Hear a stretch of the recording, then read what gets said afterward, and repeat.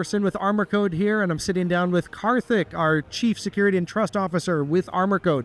We are here live in Las Vegas for Black Hat Week, and I really appreciate you being with me today, Karthik. Absolutely. Likewise. Thank you, Dana, for having me on your show. Pleasure. What are you seeing so far? What's this week looking like?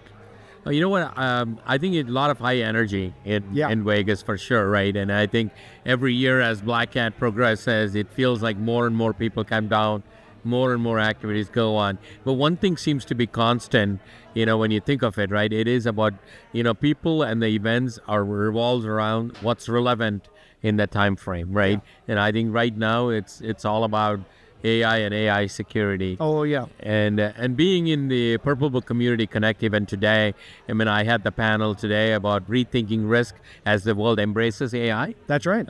Which is completely relevant for today because the world is definitely embracing AI.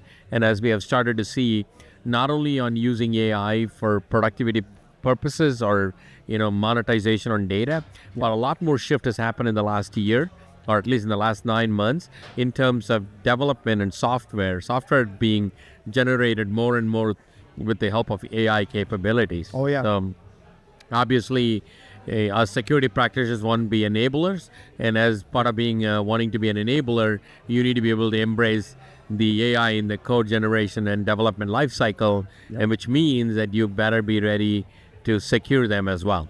Oh, yeah, from start to finish, I imagine. Absolutely, yeah, exactly. So the rise of AI, the challenges, can you maybe help the audience who, people should know what's happening out there, but you never know who we're talking to and who's our audience.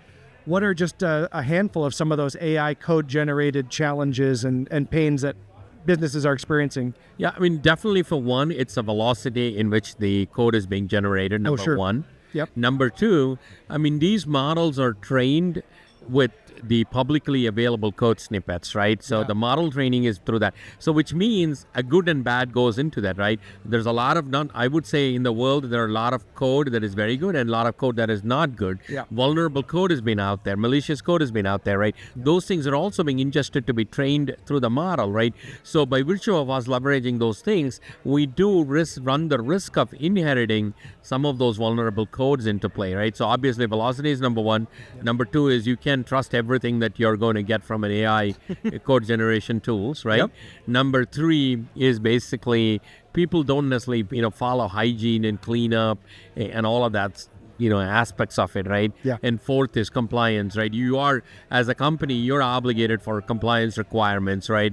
And all of the regulatory aspects that comes along with it, right? So yes, that's right. You cannot just say I ingested a code, right? And the last but not the least is almost every employee is now becoming a software developer. Yes. Either they want it or not. So it's not about shadow IT, it's about shadow development work that's going on. Yeah. So these are probably 4 or 5 things that are adding the challenges to how the companies embrace AI and secure those AI-generated code. Makes perfect sense. I remember seeing that an agency report about a year and a half ago was indicating that about 32% of code snippets in GitHub have malicious code inside of it. So it's there, it's waiting. Now, to your point, the velocity is just going to exacerbate that even further. Right. Okay. Anything else at Black Hat or in security trends that you're keeping an eye out for? I honestly think, the trends is about embracing AI, right? There's no questions about it.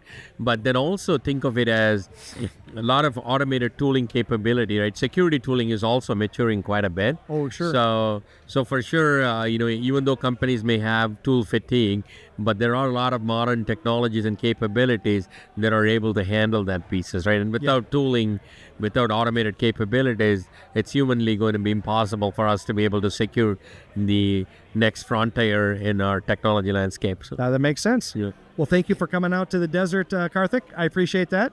And thank you to everybody that's watching. We'll send it back to the rest of the team. Thank you.